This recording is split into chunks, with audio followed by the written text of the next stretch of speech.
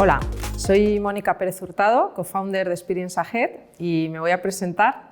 Desde niña siempre me gustó anticipar el futuro, ver las tendencias y luego imaginar cuál sería mi hueco en él. Mi carrera me he reinventado muchas veces, pero todas con un propósito, que es ayudar a los profesionales a identificar su talento y a desarrollarlo a lo largo de su carrera profesional.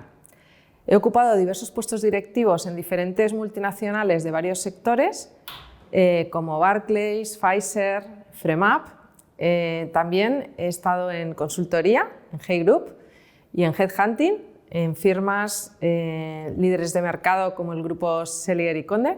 Soy una apasionada de las personas y la gestión del talento en los nuevos modelos de negocio digitales, y creo que la educación es el arma más poderosa para cambiar el mundo.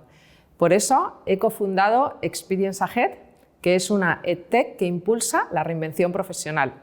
Apoyo también el emprendimiento femenino como Business Angels en Women Angel for STEAM y formo parte de diferentes asociaciones o proyectos que impulsan las vocaciones científicas en niñas, la educación en personas desfavorecidas y el fin de la brecha de género en emprendimiento y en inversión.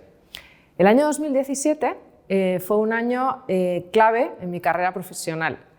Ese año yo oí hablar de diferentes tecnologías exponenciales de Big Data, blockchain, drones, inteligencia artificial, ciberseguridad, y yo pues me documentaba e intentaba saber qué era cada una de estas tecnologías, pero no veía qué tenían que ver estas tecnologías ni conmigo ni con el futuro. Entonces decidí dejarlo todo y apuntarme a diversos programas para formarme y entender de qué iba este contexto tan complejo y qué hacer en el resto de mi carrera. Entonces, pues nada, me apunté a programas como de transformación digital, el impacto de las tecnologías en sectores, de inversión en startups, de emprendimiento. Y en todos estos programas yo estaba rodeada de alumnos como yo, que tenían entre 40 y 55 años, y yo empecé a hacerles dos preguntas. La primera de ellas era ¿en qué eres bueno? Y la segunda, ¿qué vas a hacer el resto de tu carrera profesional? ¿Cuál es tu siguiente reto? Bueno, pues os sorprendería saber que no sabían contestarme a ninguna de esas dos preguntas. Esto me dio mucho que pensar y me dio la pista de cuál iba a ser mi siguiente paso profesional, que es un poco ayudar a los profesionales a conocerse mucho antes que entender las tecnologías, ¿no? Vi ahí, primero, que cuando tú te enfrentas a algo nuevo, a un nuevo puesto de trabajo, lo primero que tienes es mucho miedo. Entonces tienes que identificar cuáles son esos pensamientos limitantes y darles la vuelta, porque luego descubrí que el 92% de los miedos son infundados, o sea que la inmensa mayoría de las cosas que nos dan miedo las creamos en nuestra cabeza y trabajándolas podemos superarlo e impulsar nuestra carrera. Luego hay otro tema que tiene que ver con las competencias. Pues este contexto en el que estamos ahora es muy diferente al que había hace 20 años. Entonces tenemos que adquirir competencias nuevas para hacer frente a los retos que se presentan ahora, como por ejemplo el aprendizaje continuo. Antes las cosas iban a una velocidad lineal y ahora van a velocidad exponencial. Entonces hay que adquirir la competencia de adaptación continua, aprendizaje, resolución de problemas complejos. Hay que ser creativos e innovar, hay que ser resilientes, tener inteligencia emocional y otra serie de competencias muy necesarias para triunfar en este momento. Luego hay otro punto importante, que es que al final a tu trabajo le dedicas muchísimo tiempo y tienes que tener motivación por él, estar feliz, ¿no? Por ejemplo, hace unos años me hicieron una entrevista y me preguntaron que cuánta gente creía yo que tenía talento, si creía que todo el mundo tenía talento. Y la verdad es que yo creo que todo el mundo tiene algún tipo de talento, pero hay mucha gente descolocada, es decir, haciendo cosas en su carrera profesional que no tienen nada que ver con el tipo de talento que tienen. Y luego hay el último punto que yo creo que es clave, ¿no? en este entorno, pues es un poco conocerse a uno mismo, conocer tu personalidad, la parte más estable del perfil. Ahí hay aspectos como cuál es tu relación con el riesgo, si podrías ocupar, por ejemplo, un puesto de emprendedor o no, o si tiene que ser algo mucho más conservador, si eres más estratégico o más práctico de implantar hasta el último detalle, si eres líder o eres un segundo que vas cerrando y consolidando negocios y proyectos, etcétera, ¿no? Entonces, todo esto nos ayuda a enfrentarnos a nuevos retos. Me encanta una frase de Henry Ford que dice: tanto si crees que puedes como si crees que no puedes, estás en lo cierto. En realidad, todo es cuestión de actitud, y si tú das por hecho que vas a ser capaz de hacer o de enfrentarte a un reto nuevo, pues lo vas a conseguir seguro, ¿no? Entonces, en este contexto en el cual pues las tecnologías que son pues cada vez diversas y más potentes, como el blockchain, la inteligencia artificial, la computación cuántica, ahora nos están hablando del metaverso, de la ciberseguridad, de los gemelos digitales o la industria 4.0, por ejemplo, pues nos surgen nuevos retos que ahora mismo están encima de la mesa, como por ejemplo la crisis energética, la descarbonización o el cambio climático que estamos sufriendo, ¿no? La transformación digital, la conectividad y otros, como es el hecho de que ahora mismo hay 5 generaciones en el mercado de trabajo a la vez, todas ellas con motivaciones muy diferentes, ¿no? Y que se necesita un tipo de liderazgo muy distinto al de ahora, al de antes, ¿no? El de antes era un liderazgo pues, mucho más de ordeno y mando, y el de ahora es mucho más transformacional, un liderazgo de impacto para hacer cambios que impacten en mucha gente y le cambien la vida a muchísima gente, ¿no? Y luego hay otro punto que es la vida de 100 años. Antes nos jubilábamos a los 65 y nos moríamos a los 70 y pocos, y ahora nos seguimos jubilando a los 65 pero vivimos 90 o 100 años. Entonces, ¿qué pasa en todos estos años cuando tenemos una mejor calidad de vida de la que teníamos antes, ¿no? Tenemos que ver un poco qué hacer cuando las compañías ya pues no nos dejan continuar. Tenemos que empezar a pensar en trabajos por nuestra cuenta y qué podemos hacer con nuestra vida, ¿no? En torno a esto, el Foro Económico Mundial pues, habla de que estamos en un proceso de automatización de puestos, que estamos desde 2018 a 2025, están desapareciendo 85 millones de puestos de trabajo en todo el mundo y se están creando 91 millones de puestos nuevos, y todo esto tiene un impacto directo en las carreras profesionales, incluso en las compañías, en el Estado y en el resto de instituciones, ¿no?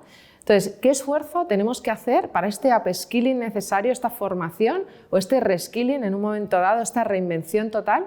¿En qué consiste esto, ¿no? Pues tenemos datos, ¿no? Y el 40% de los profesionales que ahora mismo están en un puesto de trabajo, para continuar en ese mismo puesto de trabajo, se van a tener que formar de aquí a 2025 durante 6 meses. ¿Y esto por qué? Si están haciendo lo mismo que hace unos años.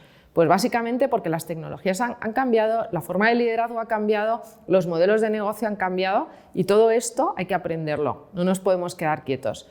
Luego, por otro lado, el 50% de las profesionales que ahora mismo están en la industria y en diferentes sectores van a tener que hacer una reinvención total, o sea, cambiar completamente de puesto porque su carrera, su puesto habrá desaparecido, tendrán que adaptarse a un puesto nuevo.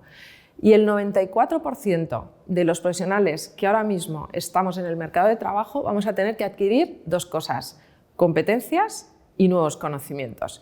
¿Y esto en qué se concreta? Cuando hablamos de esto de competencias, upskilling, reskilling, ¿a qué nos estamos refiriendo, ¿no? ¿Qué tipo de skills son necesarias? Pues por un lado, conocimientos en tecnologías básicas, tecnologías disruptivas y conocimientos de la industria o sector en la que estamos. Por ejemplo, pues ahora hay industrias nuevas como las que hemos mencionado, pues de ciberseguridad, pues robótica, etcétera. Pues cualquiera que trabaje, venga de la disciplina que venga, o sea, tanto si son disciplinas de ingenieros, matemáticos, como si son financieros, de recursos humanos, etcétera, van a tener que entender el sector nuevo para el que están trabajando, ¿no? Las buenas noticias es que estas industrias nuevas pues, se han creado hace poco, y toda la gente que va lleva poco tiempo, y además, como es muy necesario, están creciendo muchísimo gente nueva, pues admiten personas de todos los perfiles. Luego, por otro lado, deberemos adquirir habilidades de negocio muy necesarias, de estos negocios en concreto novedosos. Y por último, competencias, las llamadas competencias blandas o soft skills, ¿no? que está demandando el mercado, y que tienen que ver con el aprendizaje continuo, con la resolución de problemas complejos, con el pensamiento crítico, con la inteligencia emocional, con el liderazgo con impacto, con la creatividad, con la iniciativa, etcétera, ¿no? Pero ¿cuáles son los perfiles más demandados en este contexto de transformación? Por supuesto, hay una auténtica guerra por los perfiles digitales, pero yo os diría que hay otro tipo de perfiles que están creciendo y que van a ser los más demandados, que son las llamadas ardillas púrpura. ¿Por qué se llaman así? Por su rareza. Son perfiles que combinan el humanismo y la tecnología, y en 2025 serán el 21% de los perfiles que hay ahora mismo en todas las industrias que habrá en el mercado. Entonces, fijaros qué paradoja que toda la vida haciendo la distinción entre ciencias y letras, y ahora resulta que lo que más se demanda son perfiles híbridos, que tengan las dos cosas, ¿no? Por supuesto, aunque tengan una parte más marcada, pero no pueden desconocer la otra. Hay que saber de todo, ¿no? Ese es el futuro. Bueno, y entonces, ¿en qué nuevas carreras surgen alrededor de las tecnologías? Pues son las carreras tech, ¿no? Pues biotech, fintech, edtech, agrotech, legal tech, todas las energías sostenibles, la industria 4.0, los puestos verdes, ESG, las smart cities, robótica, ciberseguridad, big data, la movilidad, también muy necesaria. Pues alrededor de todas estas tecnologías van a surgir la necesidad de nuevos puestos de todo tipo, de todas las disciplinas, como he mencionado antes, pues de contenidos, de financieros, legal, marketing, científicos, de negocio, un poco de todo, ¿no? Pero alrededor de estas tecnologías. Luego hay otro punto importante que hay que mencionar pensando en el futuro, que es el ecosistema emprendedor inversor. Esencial que cualquier profesional, se dedique a lo que se dedique, conozca este ecosistema, de qué va, cuáles son la forma de financiación de este ecosistema, los players, cómo se puede entrar a formar parte de él, etc. ¿Y por qué es necesario conocerlo? Pues porque canaliza la innovación que es necesaria para dar respuesta a los retos que presenta este contexto y porque impulsa nuevos modelos de negocio.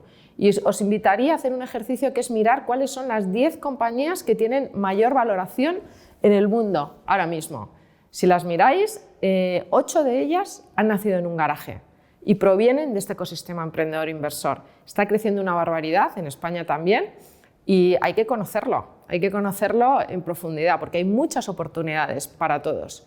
Y otro punto importante, os decía, ese gap que hay desde los 65 hasta los 100 que nos vamos a morir, y una oportunidad también para mucha gente es la figura del nomad, nómada del conocimiento, que es un perfil de persona que domina la tecnología, que tiene un expertise concreto en diferentes temas, el que él elija, que está la última en todo y que impulsa y ayuda haciendo proyectos externos a todas estas grandes corporaciones, el ecosistema startup, etc. Es un perfil que va a estar muy demandado y del que se va a oír hablar mucho en los próximos tiempos y de hecho cada vez hay más personas que tienen este perfil.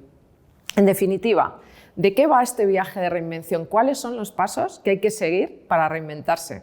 Pues el primero de ellos, conócete.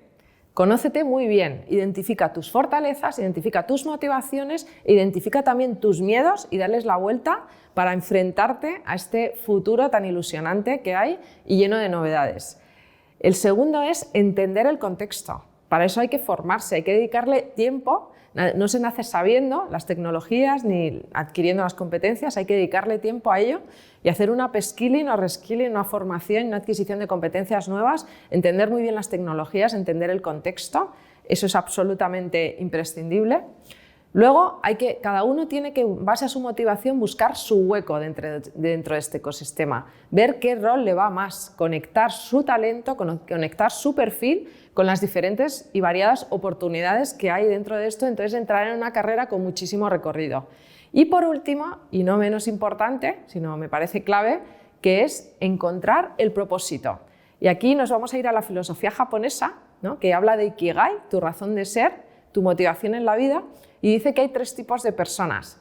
El primero, que es las personas que desde pequeños ya tienen una vocación clarísima, ¿no? Pues por ejemplo, un médico que ya ve claramente que toda su vida que lo que quiere es salvar vidas y desde pequeño lo sabe y se dedica toda su vida a ello.